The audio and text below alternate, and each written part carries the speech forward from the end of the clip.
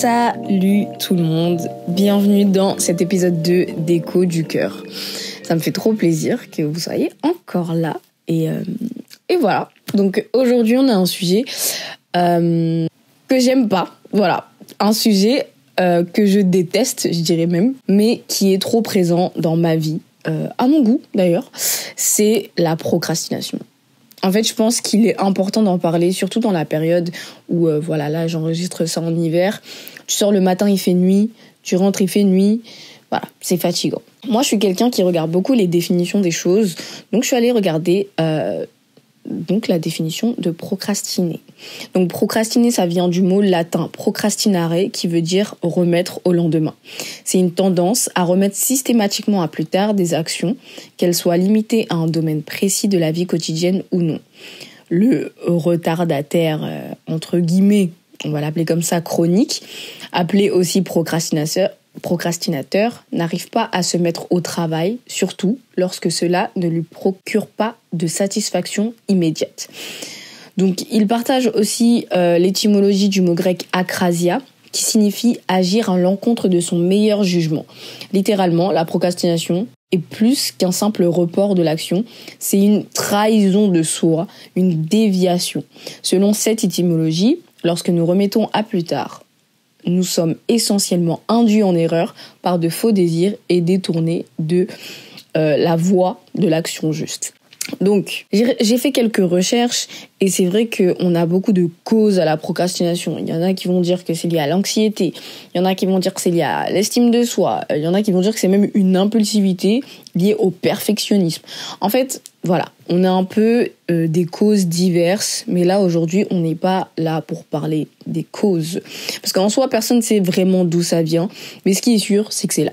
Donc aujourd'hui, moi, ce que je vais faire, c'est plutôt comment on fait pour s'en débarrasser. Comment on fait pour se débarrasser de la procrastination. Parce qu'en vrai, je trouve que c'est important. En tout cas, en tant que jeune, je pense qu'on est beaucoup dans ça et c'est un peu chaud parfois de s'en débarrasser. On est beaucoup flemmards. Et ça tombe bien parce que du coup, j'ai un scoop pour vous de comment on se débarrasse enfin littéralement de la procrastination. Et il suffit de faire. Voilà. Non, mais soyons honnêtes envers nous-mêmes, s'il vous plaît. La plupart d'entre nous, on a des rêves, on a des objectifs à atteindre, mais on se donne toujours des excuses pour pas les accomplir. Par exemple, un exemple tout bête, ce podcast-là que vous êtes en train d'écouter, en fait, c'est une idée que j'avais depuis en tête, mais je me lançais pas.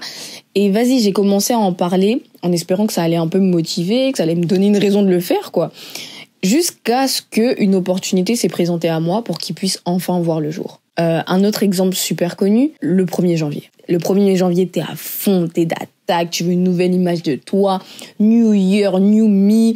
Tu commences à dire, ouais, cette année, par exemple, je me mets à fond au sport et tout. Ok. Le jour où j'enregistre ça, on est le 13 février 2025. T'en es où?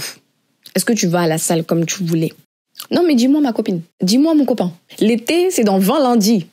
Voilà. C'était juste une petite piqûre de rappel.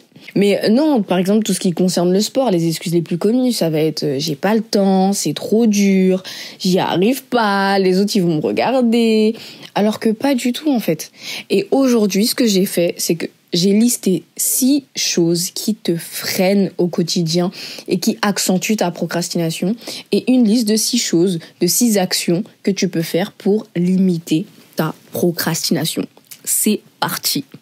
Voilà ma liste des choses qui te freinent au quotidien. Première chose, tu attends toujours que ça vienne de quelqu'un d'autre. Ah oui, tu attends toujours que ça vienne de quelqu'un d'autre. Arrête d'attendre que les opportunités, elles viennent à toi. Va les saisir. En fait, dans la vie, il faut être un peu audacieux. Il faut avoir un peu d'audace, il faut un peu savoir te créer tes propres opportunités. Si tu cherches un travail, si tu cherches un stage, n'attends pas qu'il y ait une annonce qui soit postée, que ci, que ça. Fais une candidature spontanée. Envoie des messages sur LinkedIn. Informe-toi auprès, je sais pas, du travail de tes parents, du travail de personnes que tu connais autour de toi. Va chercher ce que tu veux, parce qu'il y a personne qui va le faire pour toi. Personne. Donc va chercher ce que tu souhaites. Deuxième chose, tu portes trop d'importance au regard des gens. Ouais. En fait, il faut que tu comprennes une chose. Que tu fasses une bonne action ou une mauvaise, ça va toujours susciter l'opinion d'autrui. Peu importe ce que tu fais, les gens ils vont réagir. Soit ils vont aimer ce que tu proposes, soit au contraire, ils vont pas aimer. Mais dans tous les cas, peu importe ce que tu fais, il y a des gens qui vont aimer, il y a des gens qui vont pas aimer. Donc autant le faire, lance-toi, peu importe. Tu auras toujours des gens qui seront de ton côté et des gens qui seront pas de ton côté. Mais fais-le. Si tu sais que dans les deux cas, tu ne peux pas éviter la critique, lance-toi. Tu sais pas de quoi demain est fait, lance-toi. Troisième chose, la peur de l'échec. Laisse-moi te dire, un échec n'est pas un échec. Laisse-moi répéter. Un échec n'est pas un échec. Il faut que tu comprennes qu'un échec, c'est une leçon. C'est un tremplin pour que tu puisses t'améliorer. Voilà, je vais m'ouvrir un peu à vous. Et faut savoir que moi, je suis une personne qui doute énormément de ses capacités. J'ai une peur bleue de l'échec. Mais genre, énormément. Et en fait, ça a créé en moi une sensation que vraiment, je déteste. Mais vraiment, quoi. J'aime pas ça. Et j'ai littéralement, en fait, l'impression, ça y est, j'ai raté ma vie. Je suis une drama queen, hein, mais dans ma tête, je me dis, c'est bon, j'ai raté ma vie. Et la plupart du temps, quand j'ai échoué, en fait, avec du recul, tu te rends compte que ça m'a permis d'avoir un regard différent sur la situation. Et surtout qu'en réalité, c'est jamais aussi dramatique que je le pense. Il faut savoir que moi, je n'ai jamais redoublé. Et ma deuxième année de fac, j'ai redoublé. Là, c'était la fin de ma vie. J'appelle mon papa en pleurs, etc.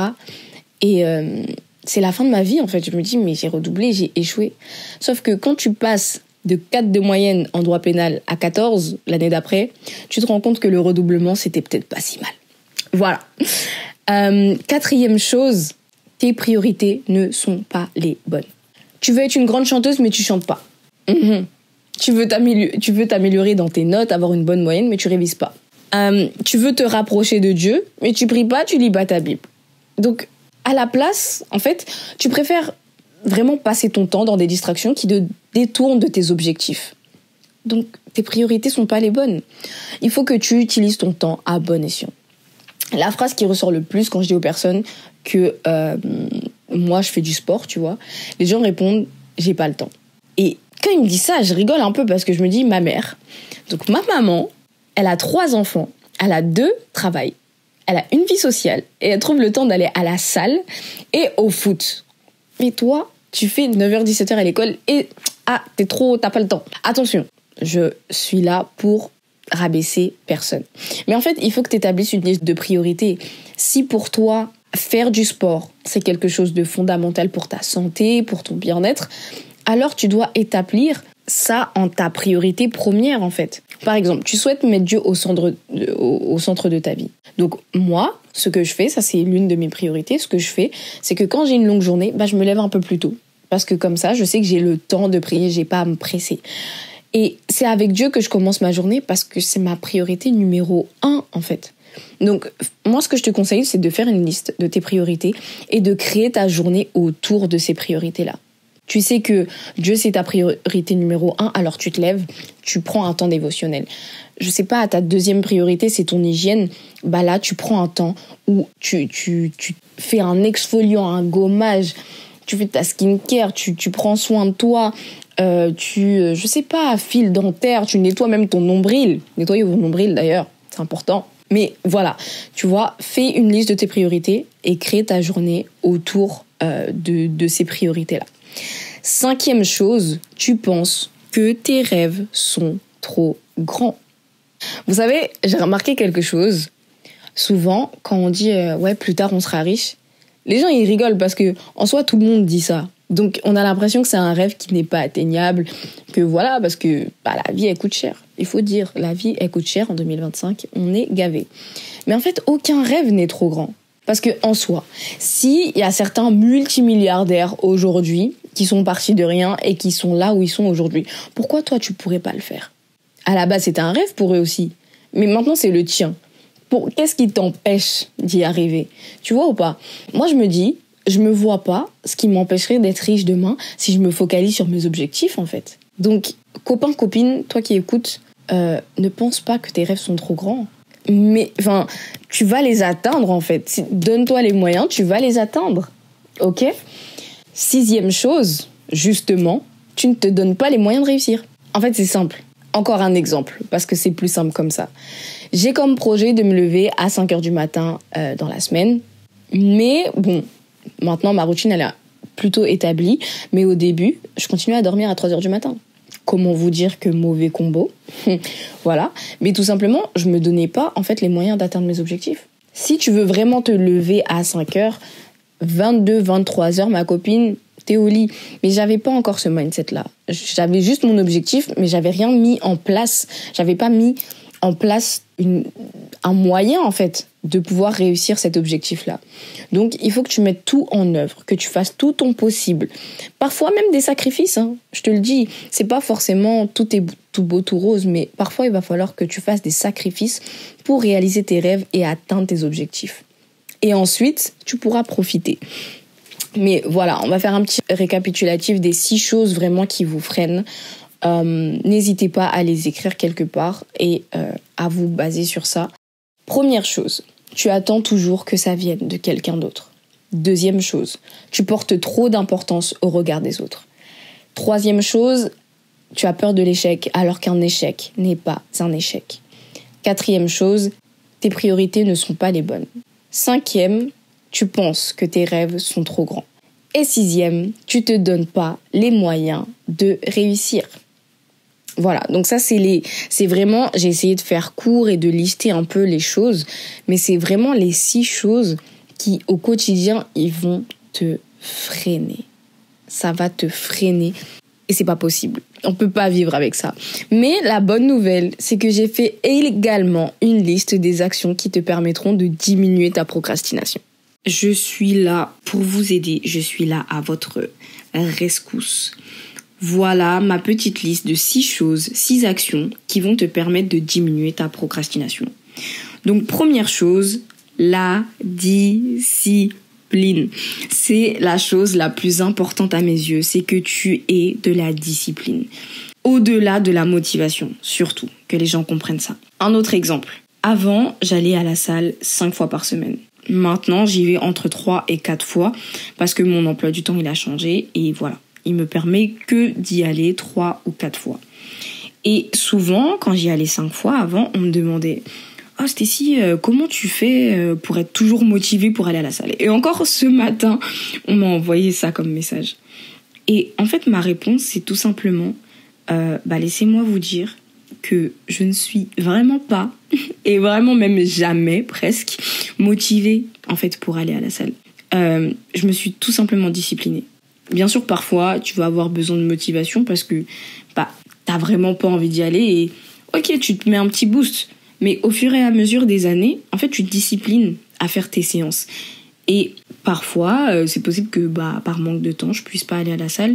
Mais je rentre à la maison, je sais qu'à cette heure-là, d'habitude, ma séance, elle est déjà faite. Donc, je sors mon tapis et je fais une séance à la maison. Tu vois, quand tu as de la discipline, tu vas faire les choses. En fait, la discipline, c'est quoi? C'est de faire ce que l'on n'a pas envie de faire parce qu'il faut les faire. Je répète, la discipline, c'est de faire ce que l'on n'a pas envie de faire parce qu'il faut les faire. Tout simplement. En fait, l'envie, la motivation, c'est des choses, c'est instable parce que c'est des émotions. Donc ça va, ça vient. Et c'est à cause de cette instabilité que la procrastination, elle va s'installer en fait. Et le but de la discipline, c'est d'instaurer une stabilité pour que tu n'aies pas le temps de ne pas avoir envie. Je répète parce que là, je suis en train de sortir des bangers. Le but de la discipline, c'est d'instaurer une stabilité pour que tu n'aies pas le temps de ne pas avoir envie. En fait, quand tu sais que tu dois le faire et que ça devient automatique, t'as pas le temps de te dire « Oh, j'ai la flemme ». T'as pas le temps. C'est rapide. Donc voilà, première chose, la discipline. Deuxième chose, c'est établis-toi une routine. Alors, je parle de ça, c'est un peu lié à la première action, avec la discipline. Mais en fait, le meilleur moyen pour être discipliné, c'est d'établir une routine. Laissez-moi vous dire quelque chose. Il faut 3 cycles de 21 jours pour vous créer une nouvelle habitude et arrêter les mauvaises. Donc, en tout, ça fait 63 jours. Donc, il faut déjà que tu te mettes dans ta tête que établir une routine, ça prend du temps. Mais en fait, une fois instaurée, la discipline, elle va prendre la place toute seule. En fait, tellement c'est routinier, tu vas le faire sans même y réfléchir. En fait, regarde, tu décides tous les matins de te lever à 6h30 pour prier. Ok, les premières semaines, ça va être dur. Non, je te le dis, les premières semaines, ça va être compliqué. Parce que tu as l'habitude de dormir tard. je sais pas, t'as l'habitude de regarder des trucs jusque tard, ou je sais pas, t'as l'habitude de rentrer tard, etc. Et au fil des semaines, tellement tu vas prendre l'habitude, ton corps, il va se lever tout seul aux alentours de 6h30. Et tellement ça va devenir un automatisme, dès que tu vas te réveiller, tu sais qu'à cette heure-là, tu dois prier. Et peut-être même que tu vas commencer, je sais pas, à te lever un week-end, tu voulais faire une grasse mat, tout ça, et ton corps, il va se lever à 6h30. Et direct, tu vas prier parce que tu sais que 6h30, c'est l'heure à laquelle je prie. Et par exemple, ces derniers temps, j'ai un emploi du temps super chargé, mais genre vraiment. Du coup, ce que j'ai fait, c'est que j'ai établi une routine pour me permettre de tout faire en une journée. Par exemple, ma routine du matin, je me lève à 5h, je prends mon temps dévotionnel, voilà, je lis ma Bible, je prie, etc., etc. Ensuite, à 5h40, je suis prête, je sors de chez moi, je fais un footing jusqu'à ma salle qui est à 15-20 minutes à pied. Alors, ne me voyez pas en super go muscu, je fais un footing de 1 parce qu'il fait noir et j'ai peur, de 2 parce qu'il fait froid, de 3 j'arrive plus vite. Voilà, je fais pas un footing pour faire du footing. Mais bref, je cours jusqu'à la salle, à peu près on va dire à 6h, de 6h à 7h10, je commence ma séance selon mon programme. 7h10, chemin inverse. Et 7h30, je suis chez moi, je fais ma douche, mon petit déjeuner, etc. Et entre 8h40 et 8h50, je pars pour le travail. Comme ça, je sais que le soir, quand je rentre, je suis tranquille, j'ai plus à sortir de chez moi en fait. Donc, deuxième chose, établis-toi une routine. Et laissez-moi vous dire que ça fonctionne en fait. Ça fonctionne. Troisième chose, c'est quelque chose que j'avais vu sur une fille, une américaine, une youtubeuse qui avait dit ça et j'ai trop aimé ce conseil-là. Donc je l'ai réutilisé et je l'ai refait aussi. Donc voilà, testé et approuvé par Stécie. C'est la règle des 5 secondes. En fait, ça c'est une règle que j'utilise, ou du moins que j'essaye d'utiliser le plus possible. Parce que quand je vous dis que je suis une grosse flemmarde, c'est grave. Genre c'est très grave. Un exemple tout bête. On connaît tous le moment où il est 18h dans ta tête, tu te dis bon, il est 18h, vas-y, à 15, je commence à réviser. T'es sur ton téléphone, tu fais tes trucs et tout et tout. Et là, tu regardes ton téléphone et il est 17. Tu te dis, bon, tu commences à repousser ton moment de révision, tu vas dire, bon, je révise à 30 parce que 17 c'est passé, enfin, parce que 15 c'est passé, il est déjà 17. Bon, ok, laisse-moi te dire ça, d'abord. C'est pas parce que tu révises à 17 que tu vas perdre des capacités d'apprentissage, ok? Donc, même s'il est 17... tu peux aller réviser. Et au contraire, c'est pas parce que à 15, t'es là, t'es posé devant ton ordi, devant ta feuille, devant ton cahier, que ça va faire de toi Einstein. Hein. Ça change rien du tout. Donc, la technique, elle est simple. Déjà, ça fait 15 minutes. Tu dois te lever, je sais pas, de ta sieste. Ça c'est mon combat de tous les jours, ça. 15 minutes, t'es là, tu te dis, oh, je dois me lever de ma sieste, mais tu le fais pas. Et bah là, selon les gens, soit tu comptes jusqu'à 3, soit tu comptes jusqu'à 5. Donc vraiment, ok. 1, 2, 3, 4, 5 et tu te lèves. Tout simple. C'est trop simple. Donc franchement, ça c'est un truc que j'essayais de faire de ouf quand j'avais des devoirs et tout et que je devais réviser et que bon, voilà. Mais franchement, testez-le parce que ça fonctionne en fait. C'est un truc tout bête, mais ça fonctionne. Donc testez-la et faites-moi des retours. Quatrième chose, rappelle-toi de pourquoi ou pour qui tu fais les choses. Vous savez, parfois, on arrive à un moment où, dans ton année, où t'es gavé. La fatigue, elle vient. Les pensées négatives, elles viennent. Tout ça, ça va te décourager. T'auras plus envie de continuer. Et en fait, c'est à ce moment-là que tu dois te rappeler pourquoi t'as commencé. Un exemple. Imaginons, t'as commencé un travail étudiant où l'équipe, elle est pas agréable. Les horaires, ils sont chiants. Tu veux pas y aller, ça te fatigue trop, t'en peux plus. Bon, voilà. On va dire que je suis un peu actuellement dans ce cas-là. J'en ai un peu marre de travailler les samedis. Par pitié, priez pour moi. Merci. Mais voilà. Là, on est à la veille de ta journée de travail. Vendredi soir. Tu veux pas mettre ton réveil pour le lendemain, en fait. Mais là, tu commences à te souvenir. À la base, t'as choisi ce travail en connaissance de cause. Parce que tu voulais, je sais pas, acheter une voiture. T'avais besoin de 4 000 €. Là, tu regardes ton épargne. Tu te dis, je suis à 3 200. Tu y es presque. Tu peux pas laisser ce travail maintenant. Dans 1 ou 2 payes selon comment tu épargnes, c'est bon. Tu peux acheter cette voiture, tu peux atteindre ton objectif. Alors, tu mets ton réveil le vendredi soir. Fâché, mais tu le mets quand même. Tu vois ? Et parfois, je sais pas, moi je sais que pendant mes études, j'ai tellement eu envie d'abandonner. Mais tu te rappelles de pourquoi tu fais les choses. Et tu te dis, mais cette petite fille-là elle kiffait le droit, elle voulait faire ça, aujourd'hui tu y es, tu vois. Ou parfois tu fais quelque chose pour tes parents, rappelle-toi, à ces moments où t'en peux plus, rappelle-toi de pourquoi ou de pour qui tu fais les choses. 5e chose, c'est simple, et si ça marche? En fait, cette technique, elle fait beaucoup référence au regard des gens qui vont te freiner et à la peur de l'échec. Parce que la plupart du temps, on va avoir peur de ce que les gens ils vont penser. En fait, genre tu commences à te demander, ouais, mais si ça marche pas, les gens, qu'est-ce qu'ils vont penser de moi? Et bah commence à te dire l'inverse. Tu dois te demander, et si mon entreprise, elle marche? Je pourrais arrêter de travailler. Je pourrais me mettre à mon compte. Je pourrais gérer mon emploi du temps, de pouvoir, je sais pas, passer plus de temps avec ma famille, mes amis, de pouvoir servir dans ton église locale quand t'en as besoin, de pouvoir sortir, de pouvoir te reposer, regarder tes meilleures séries. En fait, si ça marche, tu deviens indépendant financièrement. Si ça marche, tu pourras prendre ton appartement, avoir ton intimité. Si ça marche, tu pourras plus voyager. Tu vois? En fait, tout simplement, il faut que tu vois le bon côté des choses. En fait, il faut que tu vois, au-delà de voir le bon côté des choses, il faut que tu vois les conséquences de ta réussite au lieu de voir les conséquences de ton échec. Parce que de 1, c'est plus motivant. Et de 2, c'est ce qui va arriver, en fait. Laisse-moi te dire. Donc, toi qui as une entreprise dans la tête, t'as une idée dans la tête, je sais pas, t'as quelque chose, t'es doué, t'as un talent, voilà. Et si ça marchait?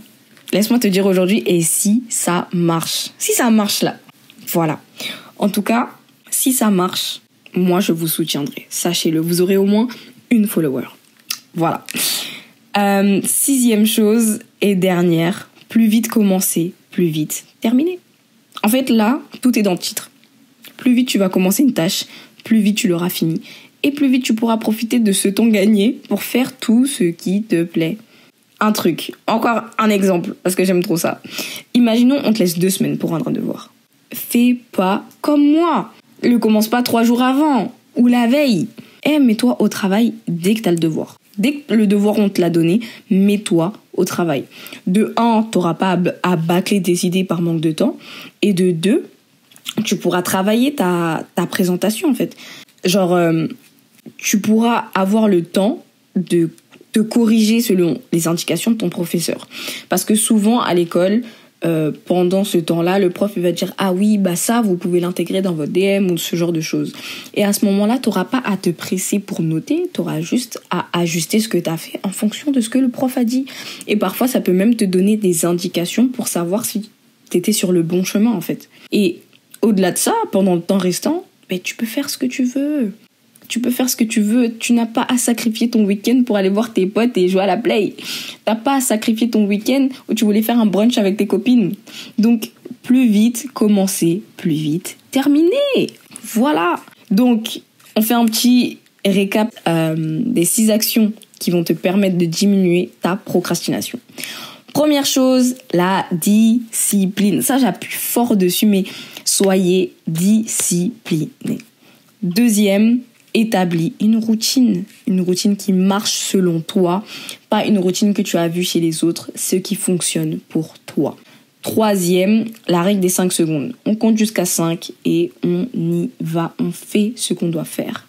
Numéro 4, rappelle-toi de pourquoi ou de pour qui tu fais les choses au moment où tu n'en peux plus. C'est là qu'il faut que tu te rappelles de pourquoi tu as commencé. 5e, et si ça marche? Et si demain, cette idée que tu as, elle marche? Si demain, ce que tu as proposé, ça bénit les gens?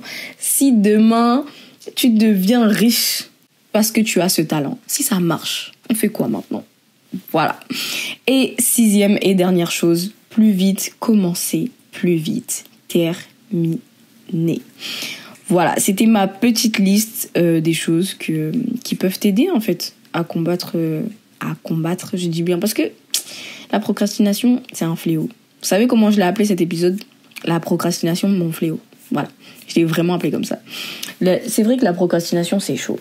On vit dans une génération où on a besoin d'une satisfaction tout de suite, maintenant. Une fois que j'ai fait, ça me procure de la satisfaction.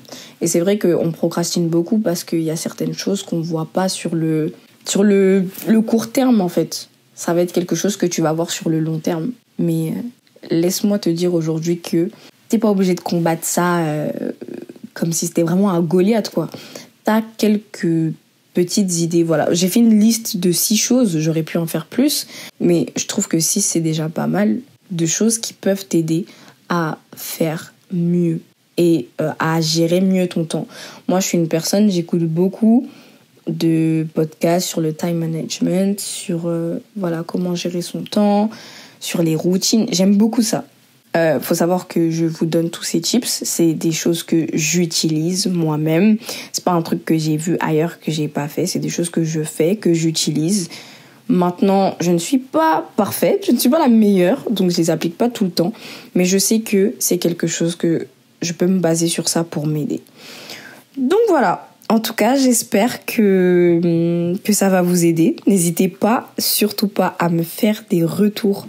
Si vous avez utilisé les techniques, c'est trop important pour moi. Ça me ferait trop plaisir de savoir que ça vous aide finalement. Donc, n'hésitez pas à me faire des retours. Voilà, c'est la fin de notre épisode 2. J'espère sincèrement que ça vous a plu, que ça va vous aider surtout pour combattre le fléau qu'est la procrastination. En tout cas, n'hésitez vraiment pas à me faire des retours, ça me ferait super plaisir. Et on se retrouve pour le prochain épisode. Salut!